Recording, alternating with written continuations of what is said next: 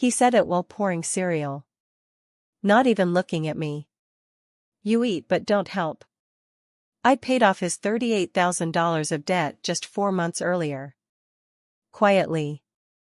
Without asking for thanks.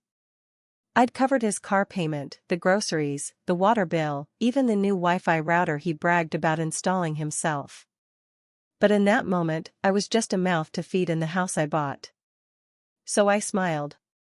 And the next week, I sold it, for $5.5 million. Then I vanished. No note. No warning. Just an envelope on the kitchen counter, with a 6-figure check made out to his sister. What happened next was rather unexpected. I will tell you everything, but first, if you enjoy stories like this, you want to be part of the 10% viewers who click on the like button. It makes us really happy. If you are yet to subscribe to our channel, kindly support us today by subscribing to this channel. This helps us to bring you more beautiful stories. It will be great to tell us where you are watching us from in the comment section. People talk about motherhood like it's a straight line: birth, love, sacrifice, pride, and someday, gratitude. They don't tell you how many bends there are in that road. How many sharp turns you don't see coming. How many years you spend pouring from a cup no one ever bothers to refill. I'm Linda. 61 years old. Widow. Retired nurse.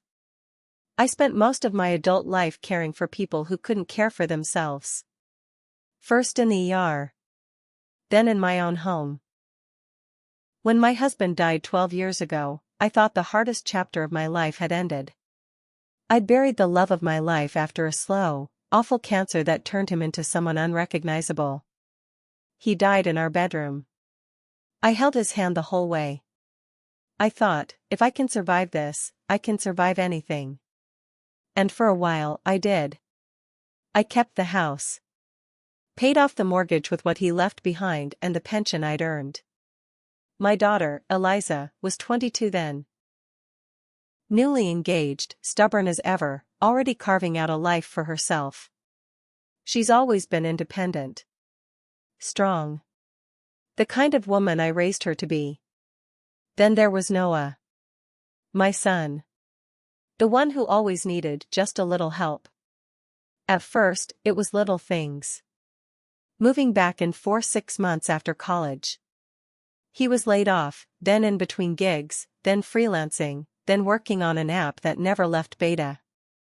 I told myself it was normal. That the world was different now, harder, crueler. That maybe all he needed was time and support. And I had plenty of both.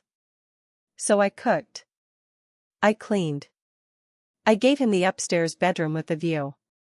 I paid the electric bill when he forgot. I handed him my credit card just this once when his rent check bounced. I co-signed a loan I knew he wouldn't pay back, $18,000. Quietly. Privately. I covered it myself 6 months later when the collectors started calling me. And I never said a word. Because I was his mother. And mothers forgive. That's what I told myself the day I paid off his credit card debt behind his back, nearly $20,000, after late fees and interest. I took it from my savings. He didn't even notice. Just smiled a little wider the next month when he said, "Man, Capital One finally gave me a break." I smiled too. I started writing it all down in a little notebook. Not for revenge.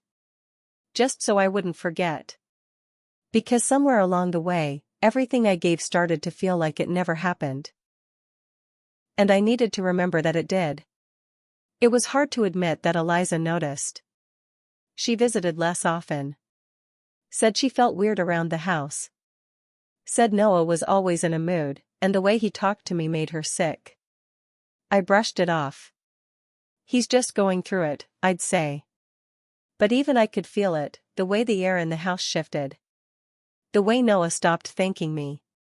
The way he started treating me like background noise. He never offered to help with the garden. Never refilled the gas tank after borrowing my car. Never asked how I was doing. I cooked his meals and washed his laundry, and he acted like I owed him for it. Then came the night that ended everything. I'd just finished setting the table: spaghetti, garlic bread, salad, his favorite. I asked him to unload the dishwasher while I served the plates. He didn't look up from his phone. "You eat," he muttered, "but you don't help." He said it like it was a fact. A sentence he'd rehearsed. Like he believed it. I froze. The silence that followed was colder than the air conditioner humming through the vent. He didn't look at me. Didn't apologize. Just pulled a fork from the drawer and walked back to the living room like nothing had happened. And I stood there, holding a serving spoon, my hand trembling just slightly, thinking, "You think I'm a burden? After everything. After the debt. After the house. After every lie I swallowed and every bill I paid in silence." He looked at me. And saw a woman who didn't contribute. That night, I didn't cry. I packed a single box. Just the beginning. A test run. A quiet decision no one would know about. I looked around that beautiful house, the one with the wide windows and the ocean view and the tile floor I scrubbed on my knees, and I thought, "You don't deserve this. Not the house. Not the peace. Not me." I didn't sleep much that night. Not because I was angry. Not even because I was hurt, although I was. But because something had finally clicked into place. Like a loose screw that had rattled around in my heart for years finally landed in the thread where it belonged. He had said it so casually. No fire, no drama. Just fact. "You eat but don't help." It kept repeating in my head like a song I didn't ask to hear. Each time I heard it, a different memory surfaced. The Thanksgiving I spent 6 hours cooking while he sat in the garage playing video games. The night I loaned him rent money right after Eliza had told me she couldn't afford to fly home for Christmas, and I told her not to worry about it. The morning I found him on a call, laughing with someone about how he was still living with the bank of mom. Every one of those memories stung a little more when you realized they weren't accidents. They were patterns. He didn't just forget to be grateful. He never planned to be. The next morning, I didn't make breakfast. I didn't ask how he slept. I didn't say a word when he wandered into the kitchen, opened the fridge, and sighed dramatically. I just smiled. Quietly. Because the plan had already begun. I made one phone call. My realtor, Monica. I hadn't spoken to her in nearly a decade, but I remembered how she treated me when we bought the house. No pressure. No games. When I told her the address, there was a pause. "You're selling that place?" "Yes," I said. Quietly. "I want it listed off market first."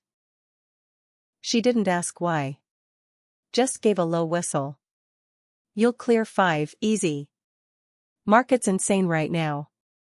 "You sure?" "Very." Within 48 hours, she had a private buyer ready. A couple from San Francisco, cash offer, no contingencies. They loved the view. Said it reminded them of the future they wanted. They didn't know it had been built on top of everything I'd sacrificed. I packed in silence.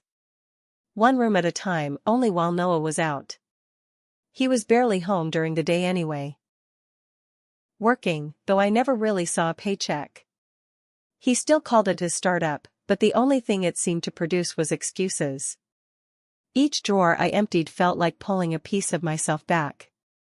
Every old bill I shredded, every childhood toy I wrapped in tissue and boxed, felt like a final stitch closing a wound I'd let fester too long.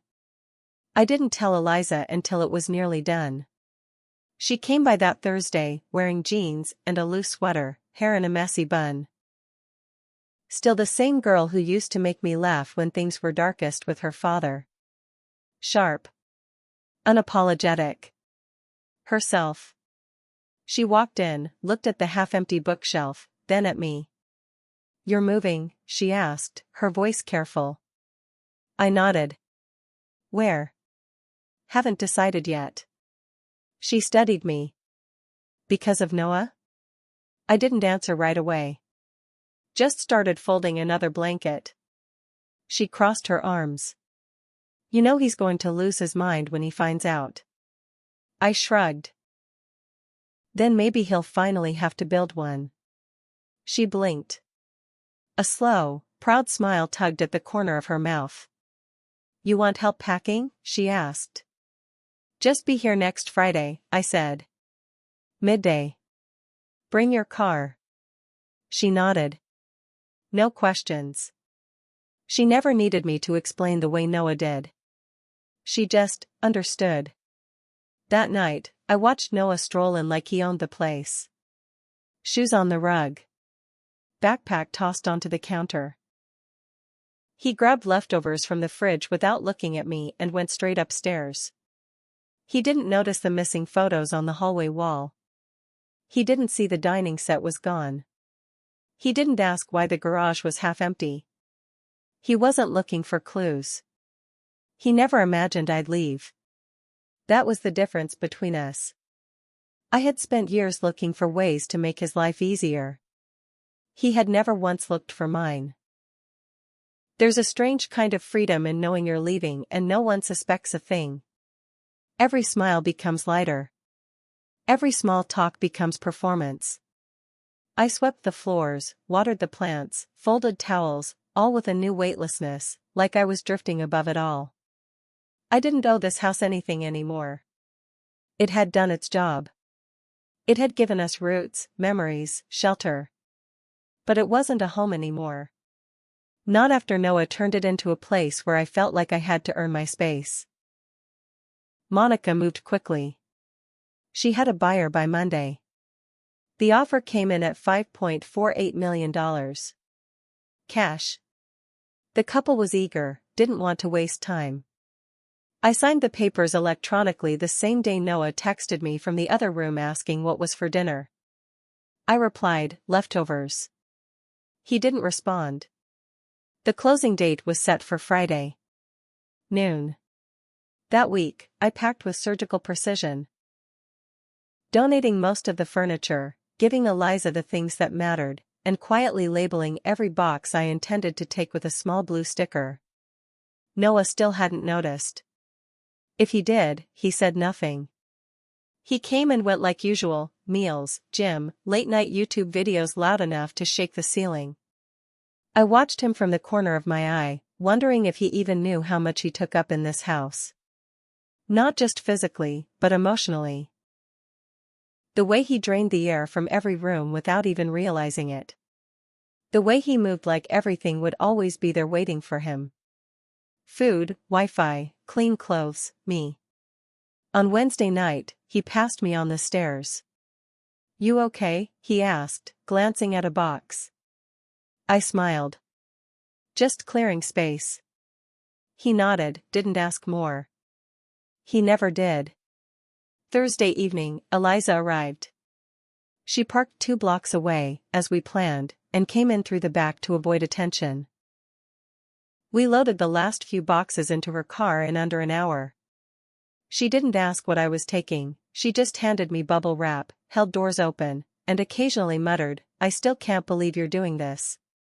But I could tell she could. At one point, she stopped and looked at me, holding a photo of the 3 of us from a trip to Yosemite years ago, back when Noah still smiled like he believed in something, back when I still thought I could save us all. You sure about this? She asked. I nodded. You don't keep feeding a grown man who calls you a burden. Eliza placed the photo in the donate pile without a word. That night, I didn't sleep. Not out of nerves, but out of peace. I sat in the empty living room with a cup of tea and looked out at the moonlight shining over the ocean. It was the last night I'd ever spend there. I let the stillness sink into my bones. By the time Noah left for the gym Friday morning, the only things left in the house were a broom, a folded sheet on the floor, and a sealed envelope on the kitchen counter. The wire transfer hit my account at 12:07 p.m. At 12:30, the new owners arrived with a moving truck. I handed over the keys, shook their hands, and walked away.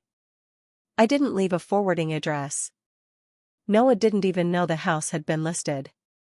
He would return to nothing but silence. And that envelope. Inside was a single check. Made out to Eliza. 6 figures. The amount I would have given him if he'd shown an ounce of gratitude, or even basic human decency. But he didn't. So she got it. Because she never asked for anything, and still gave me everything, her time, her help, her heart. I didn't leave the check as revenge. I left it as clarity. I was already 2 towns away when Noah walked back through the front door. I didn't see his face. I didn't hear his first shout. But I could picture it perfectly, the way he would have dropped his gym bag by the stairs, called out my name without thinking, and then stood there, confused by the echo. Because that house had always answered him. He would have noticed the quiet first. Then the missing couch. Then the empty kitchen shelves. The open curtains with no furniture beneath them. And finally, the envelope. I didn't write him a letter. There were no explanations. No accusations. No final arguments. Just silence. And the check. Eliza called me later that evening. He came to my place, she said. He was shaking. I closed my eyes, sitting on the edge of the small bed in my new rental, temporary, quiet, mine. What did he say? That you abandoned him. That you ruined his life. I didn't respond. He saw the check, she added softly. I nodded. And? He thinks it was supposed to be his. A faint, tired smile crossed my face. Of course he does. Eliza sighed. I didn't tell him anything. Good. He said you were cruel. I was honest, I said. She paused. Mom, are you okay? I looked around the room, the plain walls, the clean floors, the silence that finally felt like peace instead of loneliness. I've never been better. That night, I slept without listening for footsteps. Without waiting for doors to slam. Without wondering if I was about to be blamed for something I didn't do. Noah left me voicemails. Angry ones. Tearful ones. Confused ones. I didn't listen to them all. I didn't need to. I'd already heard everything he ever had to say, back when he told me I was a burden. The next morning, Eliza sent me a photo. It was of the kitchen counter. The envelope was still there. He hadn't thrown it away. He hadn't torn it up. He had just stared at it. Like it was the first time he'd realized actions have weight. I didn't feel triumphant. I felt finished. And sometimes, finished is the most peaceful place to be. Families don't implode all at once. They crack in private and collapse in whispers. By Monday, the calls started coming in. My cousin Janice.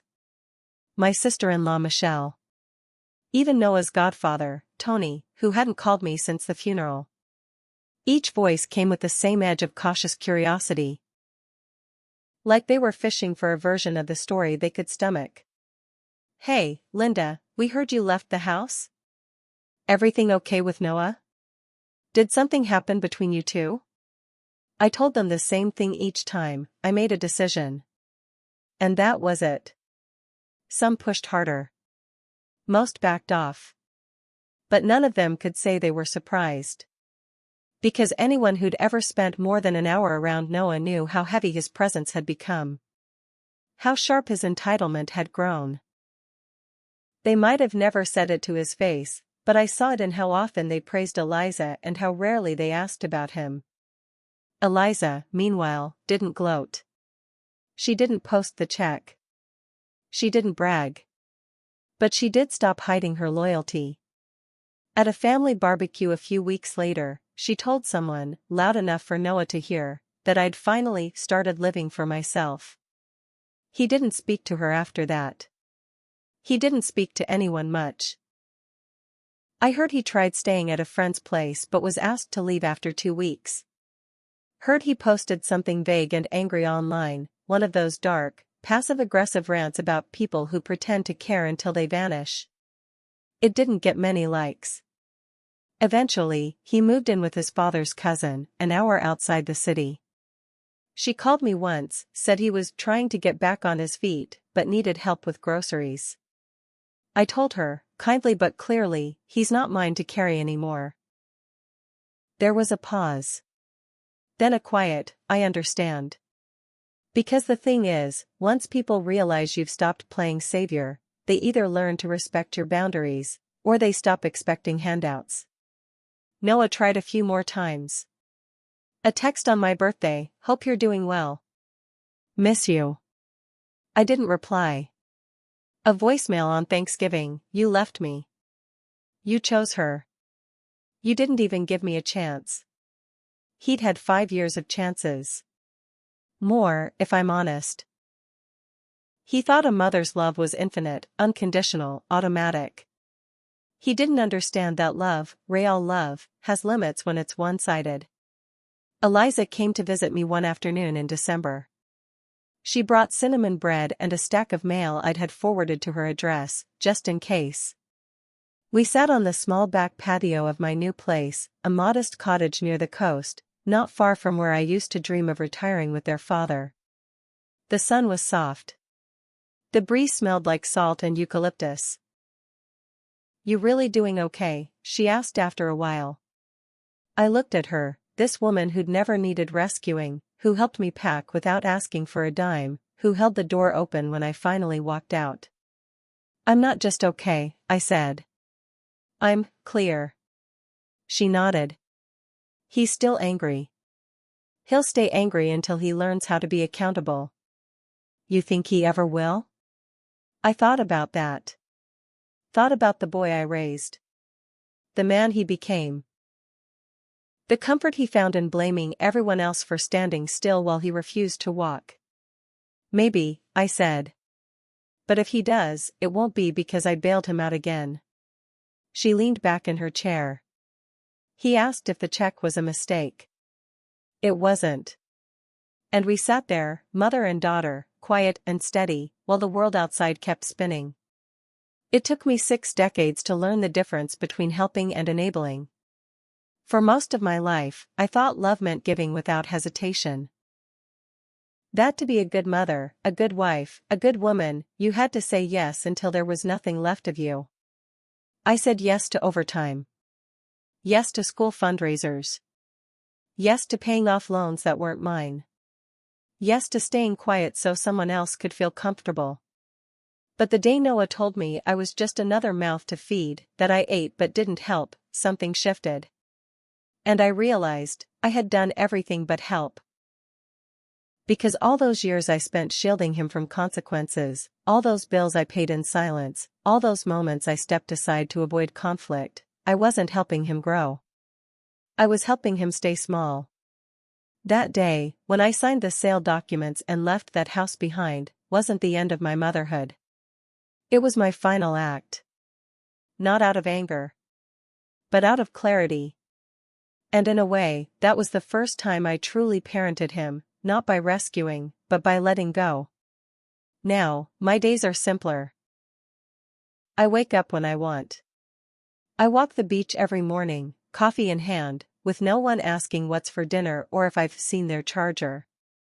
I spend time with Eliza, who brings warmth instead of weight. Sometimes we cook. Sometimes we just sit and laugh about nothing in particular. She tries to talk about Noah sometimes. Asks if I'll ever reach out. I always give her the same answer, he knows where I am. If he ever wants to talk, not to complain, not to guilt, but to own what he did, I'm open. But until then, I'm not building another bridge just so he can burn it again. The world will teach him what I couldn't. And I won't stand in its way. The notebook I once used to keep track of what I gave him? I don't need it anymore. I shredded it.